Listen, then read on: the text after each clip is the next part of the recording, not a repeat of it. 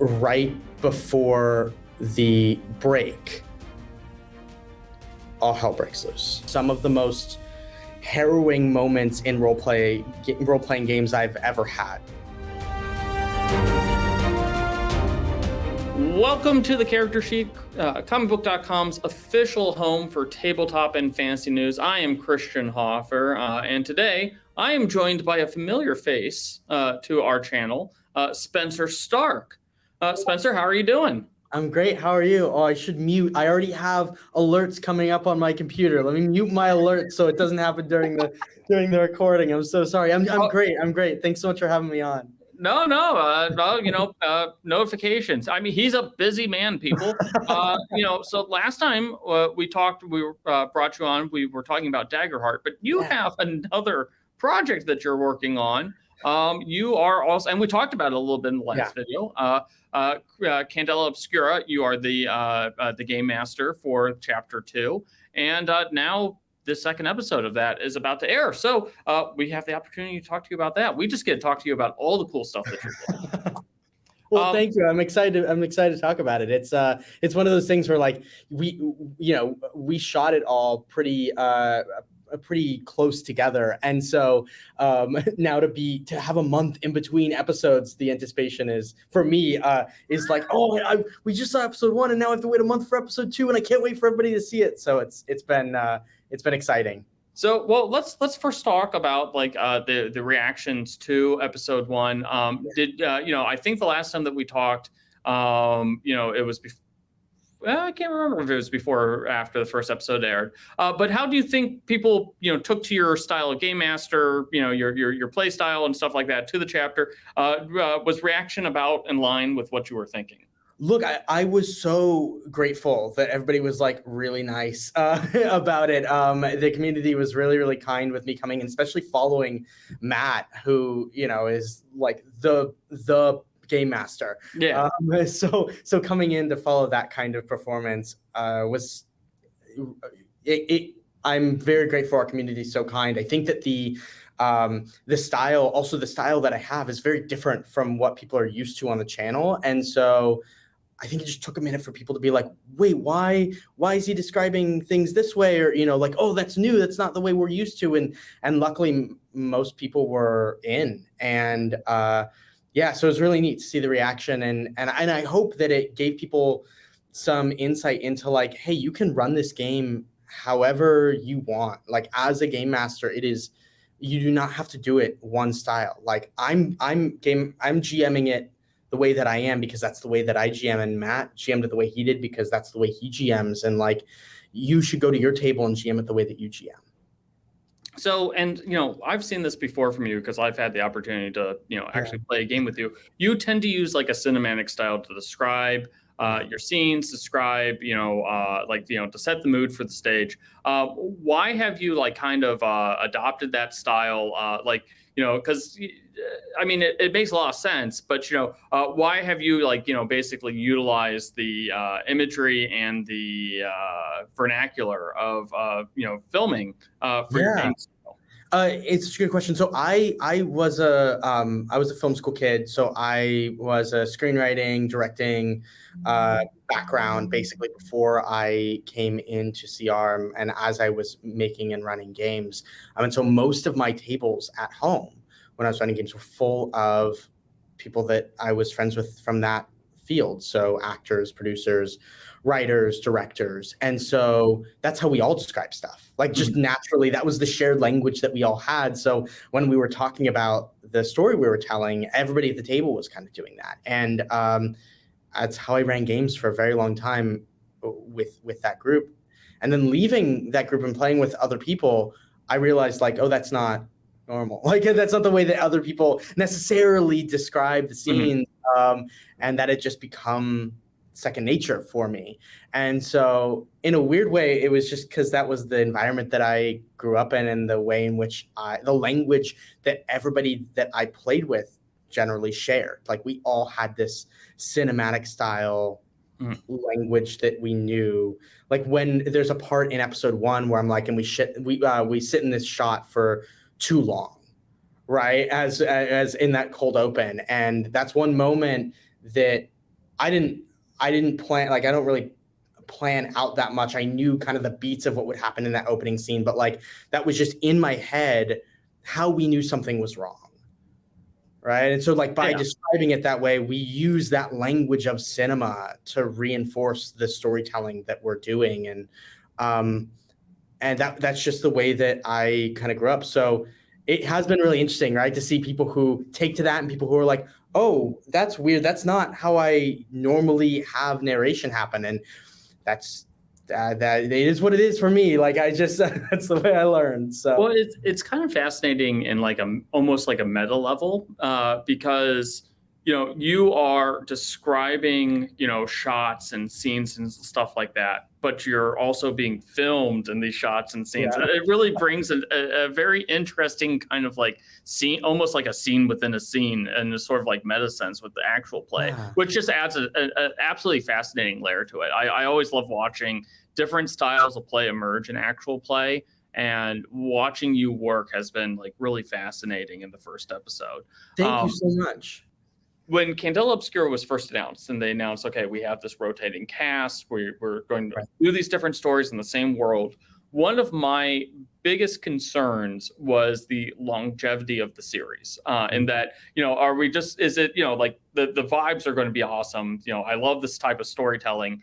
But, will this, hook I call them the readers almost. Will this hook the viewers, and will people come along for the story because it's not long form storytelling? But one of the fascinating things, and I realized I was totally off base pretty quickly on. But you're in chapter 2. You dig into the lore behind Candela Obscura a lot more, and I was hoping that we could talk about the lore of Candela Obscura a little bit, because that's something like the chapter 1. There's a little bit of like, oh, here's kind of like the general framework of how a arc of Candela Obscura could go, but you dive a lot more into like the lore of the world. When did you decide like this was going to be a more lore heavy chapter early on, or is does that just what your storytelling style is? Let's go over like the decision to delve a little bit deeper. Totally. So when I came into chapter 2, I had the distinct like honor of following a season that had already laid out groundwork. Mm-hmm. And so there wasn't as much of a requirement for me to like go and show people what a traditional Candela arc was like, because if you wanted to see that, we had an example of that on the channel. Mm-hmm. And so chains were kind of off, right? And I think that one of the other reasons why I came in as the GM for the second season of the show, second chapter of the show, is that between Rowan and Rowan's the other designer on the project, there's nobody who knows the lore more deeply than the two of us. And so when that first chapter gave people a little taste of some of that lore, we met the OUP very briefly, right? We like saw some Red Hand stuff going down, but we just kind of touched on all of the, Matt brilliantly like weaved those pieces in. We met the periphery. But in this season, like we dive super deep into the lore. And part of that is from just like the idea that we now have the freedom to do whatever we want now that we've laid the groundwork. The other part of that is I came into the series doing no prep before I came to session 0. Okay. So I came to the session 0 with the players with nothing, no agenda, no topic I wanted to cover, no like part of Candela I wanted to hit on. I turned things over to them and basically said like, what are you all interested in doing? And through the act of character creation, through the act of like circle creation, was prodding those questions, and they all gave me the lore. And so because of that, there was I was able to take that information back and generate more more backstory for them, more information for them. And the book covers a great deal of this stuff, but also just in the same way that a GM, I would hope at home, once they have the full book, like takes the information that they have and then applies the characters' backstories to that lore and fills in that gap, right? Fills in the space between that. Like, we give you the foundation of what that of what this place was like 10 years, 15 years before, and going farther back as well. But like, we give you kind of what the landscape was like of this place. And then the characters come in and say, well, I was part of that landscape. And then we go, okay, well, let's fill in those details of where you were when that happened. So we'll see as we get into chapter 2 and not chapter 2, as we get into episode 2 and episode 3, we dive deeper and deeper into the backstories of these characters and how they intertwine with the backstory really of Candela and of Newfair. Did the cast like come to you like with the idea that so many of them would have the like shared history and existing relationships like in place? Because Brennan and Travis and Louise, they all have this like shared connection between their characters, and they all participated in this war and stuff like that. Did they come to you with that, or was that decided at the session 0? So that's one of the beauties for me of building characters with everybody at the table at the same time, as opposed to everybody building characters on their own and then coming together. So we sat down as a group at the same table that we played at, and they started to look at characters and they started to talk about like their relationships. And Brennan goes, I don't know exactly how it played out, but like Brennan goes like, oh, I'm interested in playing a soldier.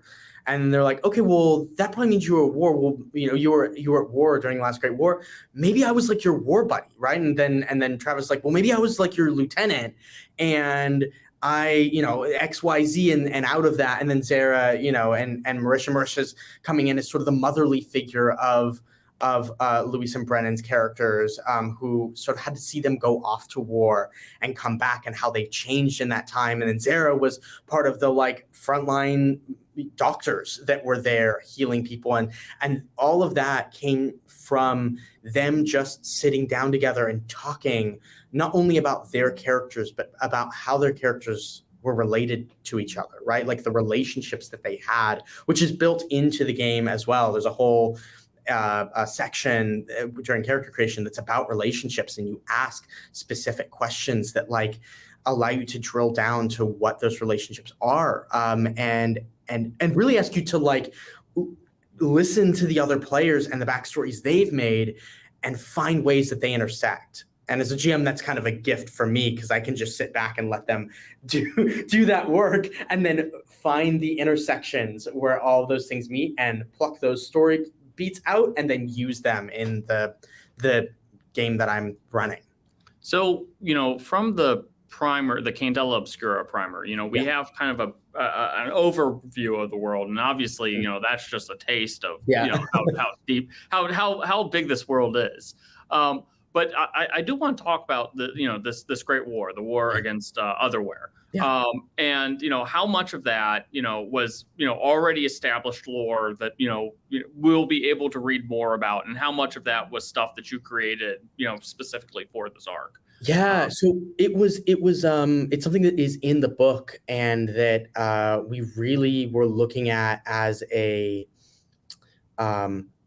strong feature of Newfair and as of the Fairelands in general when you jump in, for a couple of reasons. And most of the credit here goes to Rowan, who was our major lore developer for a lot of this. And she and some of our consultants really dove in and figured out like what does this war look like, and I'm so thankful that they did all of that work, and that work is reflected in the book, because I think it's really valuable. But one of the many things is that if we look at the actual turn of the century, right, or a little beyond the turn of the century, we'll look at like World War I. We see the rise of spiritualism that comes from that. So that like era of mediums and mystics and those kinds of those magician posters and things, those all come from that era, and that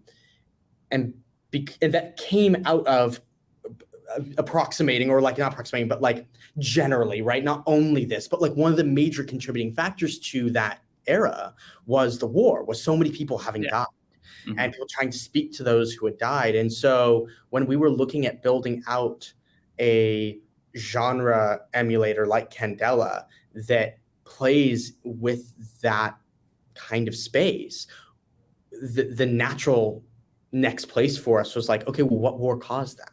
Mm-hmm. And so the Last Great War is kind of a World War I allegory in that respect, and we built it in also as a way for New Fair and the Fairelands to be on the defensive. So there's actually a war on there, like coming towards them. Somebody sailed across, the ocean and tried to colonize their land, and they had to push them back. And only through the implementation of electricity were they stopped. And so there's tons about that, and there's a thing called the electric event that like was one of the catalysts for how the war was won, and what the ramifications of that were, right? Like this sort of a nuclear allegory as well, with this place, and how Westrek was affected by that, because Westrek used to be a place called West Eklund, and it used to be a place people were right outside the city, or like part of the city essentially, and it just became wastelands during the war, because that's how close Otherwhere got. And the other thing about Otherwhere that's really interesting to me, and speaks to the way that Halens, and specifically like people from the Fairelands, think about, I guess, like culture or language, is that that's their name for this place. That is not the actual name of the place, right? So they call it Otherwhere, and the way that we call Germany, but Germany's not called Germany in Germany, right? Like, same way, we have this language that we use for somewhere else, and they're kind of using that to other these places, these people that came and attacked them. So they're like, no, those are people from Otherwhere. They're not from here, right? So it's like, are you from fair or far? Right? That's kind of like when you're talking about, are you from here or are you from there? So, this kind of delves into a different, I was going to ask if Otherwhere was a deliberate othering of the other side. That answers that question. Through language, they're doing that, right? Because of the war that happened, because of a number of, you'll see a number of contributing factors to what Otherwhere meant to them even before the war happened. So it seems that this chapter delves a lot deeper into like shared PTSD. That's like seems to be one of the themes of the season. And I do have to wonder how much of the experiences in the war will the cast have to confront over the course of the show. I don't want to get into spoilers or anything like that, but what is there something? Let's talk about teasers for chapter 2 and chapter 3, I guess. Or episode 2. One of these times I'm going to get the vernacular right. I swear. Me too. It's okay. So do you think like the terrors that the characters experienced in war, do you think that we're going to see some of that, or is that going to be kind of like left as like the murky things, the horrors of war being left behind, or are those horrors coming to confront them? Are we going to see like some of the specifics that happened during that war, like like monsters that Otherwhere might have brought with them, weapons that they might have faced? Are we going to see like a confrontation of some of that, or are we just going to leave some of that kind of lurking as past trauma? It's such a good question. So what I will say without spoilers is that we're going to see the way that the war affected the people as they are now, as they've come back. And ghosts and horrors are not always physical monsters. We have a really common saying that we've tried to, that I really tried to lean into in this arc, and that the game has built into its principles, which is find the horror in humanity and the humanity in horror. Which is to say, sometimes the scariest things are not the monsters that lurk in the darkness. They're the things that lie inside of us. And so as we move into episode 2 and 3, we're going to see the manifestation of that war start to play in the psyche of the characters. And I think that there was definitely a time in prepping for the season where I thought like, oh, well, we could actually go back into the war like as part of the game, and decided against that, except for in flashbacks, because I was really interested in the human story of these people and like what it means to come out of this event and what you do with yourself after that, right? Like they've thrown themselves into Candela for a reason. Mm-hmm. They came out of a war and are now in another war. And so they didn't let themselves breathe in some respects. And so we're really going to see the results of that. And I think that there will be horrors from the war that present themselves, but not in the way that we might expect, not in a like literal fashion, very much in a metaphysical, metaphorical way. So this kind of ties in with my next question. Do you think that, kind of that shared one of the things that I wanted to talk about was the differences between chapters 1 and chapters 2. We kind of talked about how, chapter 2 seems to be much more of a focused deep dive into a particular section. But, like I think you touched on another like key difference, and that is like how the characters, what type of story you're telling, like, and the stakes and the connectivity and stuff like that. It seems like this is, this chapter seems to be a very good, I'm trying to think of the best way of describing this. It seems to be that this chapter seems to be a really good way of demonstrating the depth of the horror genre. Like you're telling a very specific story within the horror genre. You're using horror as, a way to explore trauma. Whereas, the first chapter was more, and this is not, chapter 1 was fantastic. This is not knocking against chapter 1. It was much more of a classier horror story. It was a monster horror story. They were fighting, monsters, and we got to see a lot more. And you're now bringing it in, and you're putting context to the monsters and using those monsters to provide context to the trauma that the characters are facing. What I'll say just based on that is that, and I've said this before, so forgive me for sounding like a broken record from previous like interviews and things, but the the horror genre of like the Mike Flanagan, Ari Aster, like those kinds, that was my big inspiration for coming into the season, was like, how do I make something? I watched season 1 and was like, we've done that, and that was explored that way, and like, how can I do the thing that excites me about horror?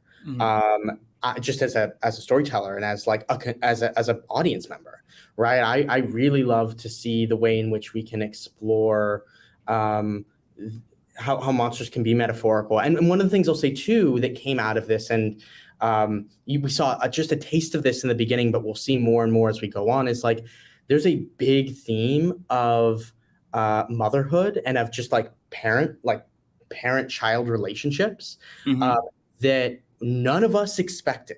Like none of us went in being like, hey, we're going to have this kind of theme. But like there's, even at in episode 1, we saw at the very end there with Zara's characters, with Jean's father putting his hands on her shoulders before he passed, and the decision she made literally in the very beginning of the episode coming back to play, and her having to grapple with like losing this person because of the decision she made there.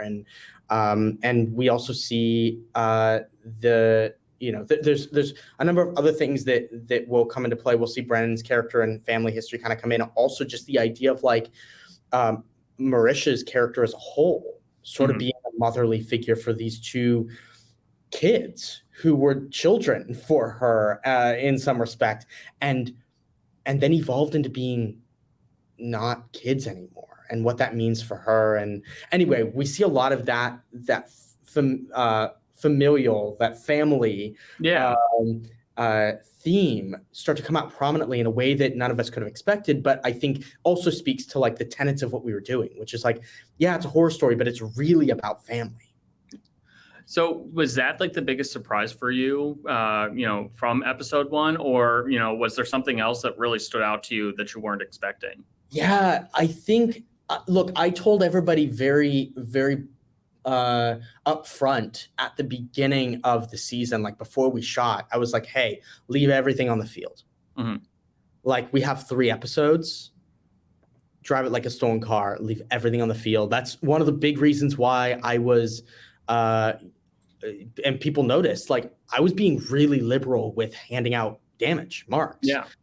Because one, I wanted it to feel dangerous. I wanted them to know, like, we're in a horror story, and we all agreed, like, by the time we get done with our story, there should be the danger of not all of us making it out.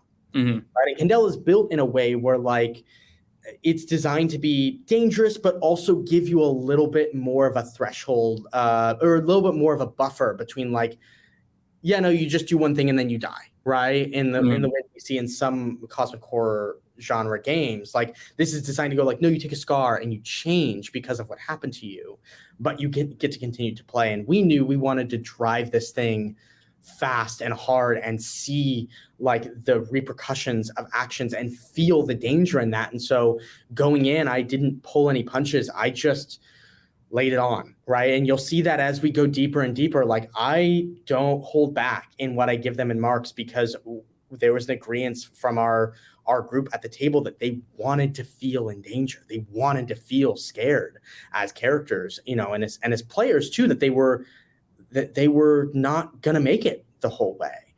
Because of the genre we were playing, and especially like the action horror genre that we hit in, and, you know, sort of the later part, or I guess the earlier part of episode 1, but after the cold open, we were in that, like, action horror Indiana Jones kind of space, right? And when they're fighting on the rooftop of the train, like, it's so funny because we shot just a tangent, but we shot the episodes of Candela. And then we shot all 3 episodes. We were done. Then, like, a couple weeks later, the newest Indiana Jones came out, and the opening is on a train fighting over, like, an artifact. And I was like, oh my God, people are going to think this straight from the new Indiana Jones. And it just happened to be that was, like, convergence of ideas in this, like, action genre. But anyway, that, like, encapsulates kind of what we were going for, right? It's like, it's high stakes, and it's horror, and it's adventure. And so like, all of that really spoke to what I was surprised by the most, which is, like, these characters were willing to put themselves in danger. They were willing to, you know, walk into the lair. And I was hoping that would be the case. But as I laid on marks and things and showed them, like, no, you're in real danger, it was really cool to see them be heroes, and step up to the plate and be like, no, we're okay with that. I'm okay to get hurt. You know, Luis's cry at the end of episode 1 came about because Luis's character dropped, and their soul tried to get taken out of their body, right? And there was a question there about, like, what's going on, and that wouldn't have happened unless we pushed that character to the very brink and watched them react to it. And not to go on too much more of a tangent, but one more thing I'll add is that I went to a book signing for Chuck Palahniuk, who were Fight Club and, you know, and a bunch of other stuff. A really talented author, super interesting guy. The book signing was wild, but he said one thing that will stick with me for a very long time, which is somebody asked him, do you get afraid of how people perceive you because of the books that you write? Like, are you afraid of, like, you know, you write these, like, crazy, weird, kind of messed up books? Are you afraid the way that people will look at you because of that? And he took a moment and he thought, and he grabbed a water bottle off of his off of his table, and he pulled his belt out and he poured the water bottle down his pants. And then he stood there looking like he peed himself, and just stood there and waited for a couple of moments, and then said, when you give people the thing that they are most afraid of, and then show them a character that makes it through that, you are giving them hope. But in order to do that, you have to give characters what they're most afraid of. And he was like, this is my biggest fear, that I'm going to pee myself on stage and everybody's going to be watching me and everybody's going to laugh at me. I'm going to make that happen right now, and you're going to watch me do the rest of this talk and get through it and make it to the other side. And that is the hope that is needed for people in real life to make it through the things that they go through day to day, that's when they're going to thank you. And so I really thought about that in relation to these characters too, which is like, I want them to get pushed the very limits and still make it.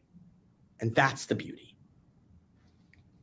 So last question. Sure. And it's not really a question, but what can you tease for the next episode? Yeah.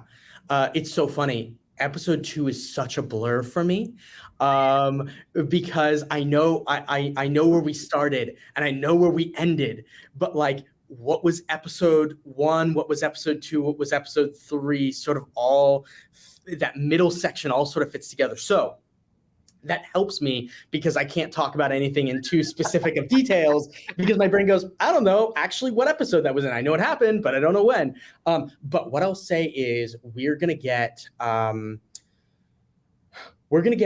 more explanations for some of the questions that we have regarding Brennan's character, regarding Luis's character.